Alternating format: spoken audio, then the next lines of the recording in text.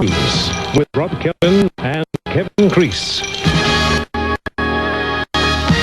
In a moment, but first, tragedy strikes an Adelaide family for the second time in 3 years.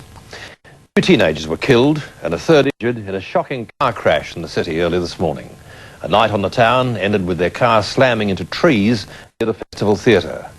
Just 3 years ago, one of the young victims' brothers also lost his life in an equally tragic scenario.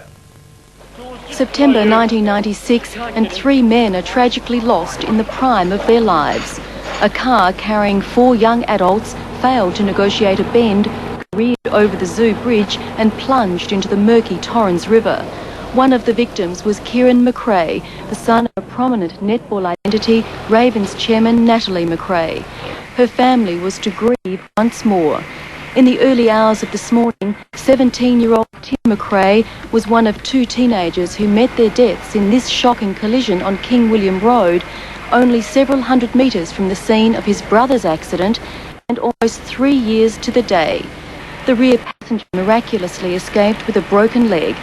It happened at about 2:30 as the trio headed home from a city nightclub. It's a sobering sight, but one that police are confronted with all too often. To help them piece together what happened to these teenagers and why, they're asking witnesses to come forward. And unlike the Zoo Bridge crash, when protective barriers were erected, police say King William Road is not an accident hotspot.